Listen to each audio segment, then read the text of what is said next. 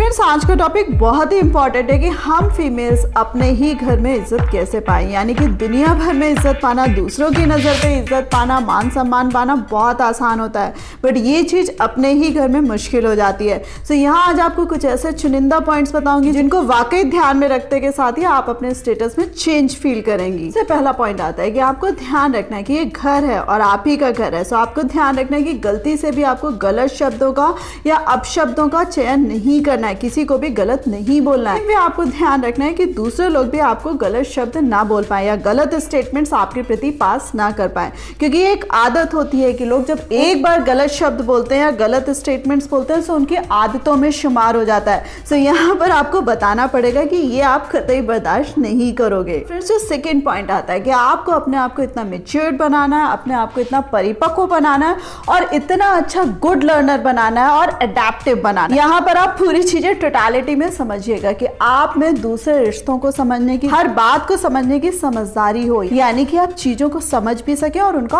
आकलन भी कर सकें। कोई चीज अगर आप में नहीं है, यानी कि आप में वो क्वालिटीज नहीं है या आपको लगता है कि ये आपके नेगेटिव पॉइंट्स है, तो उनको भी दूर करिए। तो थर्ड पॉइंट आता है कि मैंने हमेशा अपने हर वीडियो में घर की लेडी को एक होम मैनेजर का टैग दिया है, यानी कि आप एक मैनेजर है, आपको चीजों को मैनेज करना आना चाहिए। आप हर काम खुद से मत करिए, ठीक है, कुछ काम हमें खुद से करना लाजमी होता है, आप वो काम करिए, और जो काम आप नहीं कर सकते हैं उसमें फ्रस्ट्रेट होने की जरूरत नहीं है, वहां पर डोमेस्टिक हेल्प लीजिए या वहां पर आप चीजों को मैनेज करना सीखिए। नेक्स्ट पॉइंट आता है कि कई बार जो घर के बड़े बुजुर्ग होते हैं या हमारे जो लाइफ पार्टनर होते हैं उनको पता ही नहीं होता है वो हमें रिस्पेक्ट नहीं दे रहे हैं, यानी कि उनके सामने जो हमारी इज्जत होती है वो शून्य के बराबर होती है, यानी कि वो हमारे साथ किसी भी तरीके का बिहेव कर देते हैं। उनको लगता है कि उनका जो बिहेवियर हमारे प्रति है वो पूरे तरीके से 100% राइट है, और यहाँ पर प्रॉब्लम तब ज्यादा आती है कि बच्चों के भी हैबिट्स में वही चीजें आ जाती है, यानी कि बच्चे भी अपनी मदर को फॉर ग्रांटेड लेने लगते हैं।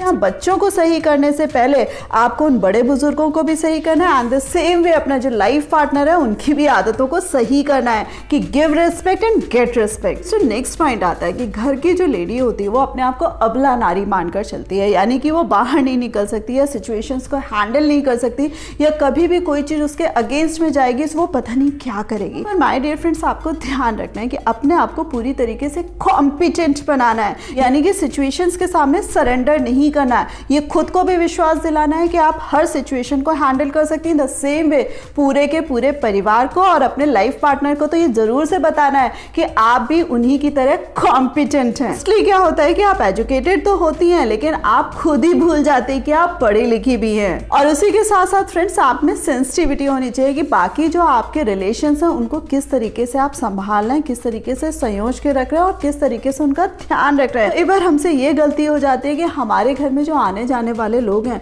हम उनका प्रॉपर मान सम्मान नहीं कर पाते, उनका आदर सत्कार नहीं कर पाते, और कई बार ये चीजें तो दूर रही, हम उनसे ठीक से बात भी नहीं कर पाते। तो फ्रेंड्स, यहाँ पर जो प्रॉब्लम होती है, जो आने जाने वाले लोग होते हैं वो तो एक टाइम के बाद आना बंद कर देते हैं, लेकिन जो हमारे घर पे लोग रह रहे होते हैं, यानी कि हमारे बड़े बुजुर्ग और हमारे लाइफ पार्टनर यानी कि हमारे हस्बैंड, वो हमसे कोसों दूर चले जाते हैं क्योंकि उन्हें लगता है कि हमें रिश्तों का ख्याल करना नहीं आता है। सो माय डियर फ्रेंड्स, अपने घर में अगर इज्जत पानी है, अपने घर में जगह पानी है और अपनों की नज़र में इज्जत पानी है, सो आपको इन चीज़ों का ध्यान रखना है कि आपके घर में जो भी आ रहा है उसका आप प्रॉपर आदर सत्कार करें। और इसी के साथ साथ फ्रेंड्स, नेक्स्ट पॉइंट आता है कि कई बार आपके लाइफ पार्टनर को पता ही नहीं चलता कि वो आपका कंपैरिजन किन किन लोगों के साथ कर रहा है। वो घर आपको लाते हैं उस समय उनको बहुत ही अदब भरी, बहुत ही प्यारी, अच्छी और संस्कारी लड़की चाहिए होती है, और एक टाइम के बाद उन्हें ग्लैमर अच्छा लगता है, यानी कि बाहर की जो चकाचौंध वाली लड़कियां होती हैं वो उन्हें पसंद आती हैं। जब भी कोई इस तरीके का कंपैरिजन करके आपको हैरास कर रहा है या परेशान कर रहा है या आपके लुक्स को लेके कमेंट करे जा रहे हैं, मैं यहाँ पर एक चीज और ऐड करूंगी कि अपने लुक्स के साथ तो कोई कॉम्प्रोमाइज नहीं करने हैं, अपने ऊपर वर्क करना, लेकिन हाँ, अगर बात बात पे कोई लुक्स को ही लेके टॉन्ट मार रहा है या बोल रहा है तो उसको भी प्यारा सा और अच्छा सा जवाब देने से मत चूकिएगा।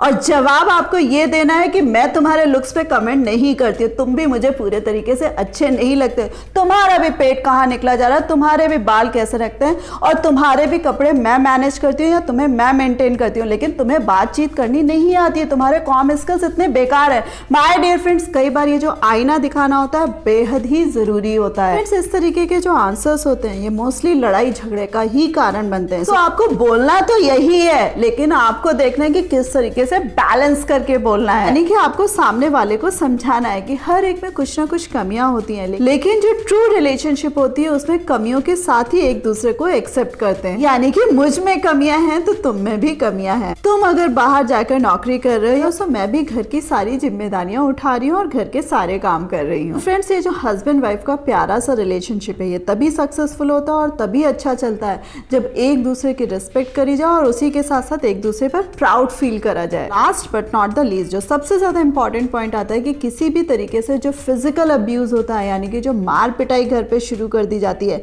उसको गलती से भी आपको टॉलरेट नहीं करना है। यानी कि जिस दिन आपके ऊपर पहला थप्पड़ उठाया जाता है या जिस दिन आपके ऊपर पहली बार हाथ उठाया जाता है, उस दिन आपको बर्दाश्त नहीं करना है कि आपके माँ बाप ने सिखाया है कि आपको ऊंची आवाज में नहीं बोलना है या अपनी आवाज नहीं उठाना है। जिस दिन अगले का हाथ उठता है या जिस दिन घर के लोगों का हाथ उठता है, उस दिन आपको आवाज उठानी है और उस दिन उनको ये भी जता देना है कि उन्होंने कितना गलत और जघन्य अपराध किया है। और गलती से आप अगर आवाज नहीं उठाते हैं और उनकी आदत बनने देते हैं, डियर फ्रेंड्स, इस तरीके के नीच लोगों को बढ़ावा आप ही देंगे। माय डियर फ्रेंड्स, अपराध सहना अपराध करने के बराबर ही होता है। यहाँ पर आपको इस तरीके का अपराध गलती से भी सहन नहीं करना है। एक बात आपको और बताती हूँ कि जिस घर में हस्बैंड अपनी फीमेल्स को या अपनी वाइफ को रिस्पेक्ट नहीं दे रहे होते हैं, वहां पर जो बाकी रिलेशंस होते हैं, यानी कि सास, नंद, जिठानी, जो भी लोग होते हैं, वो उस फीमेल को या उस लेडी को रिस्पेक्ट बिल्कुल नहीं देते हैं। यहाँ पर आपको अपने हस्बैंड को भी समझाना है द सेम वे। ये जो बाकी रिलेशंस कभी भी कुछ भी बोलते हैं और कुछ भी अनाप शनाप बोलते रहते हैं, चाहे आपके प्रति चाहे आपके परिवार के प्रति, वहां पर आप थोड़े दिन तो अदब का परिचय दे सकते हैं,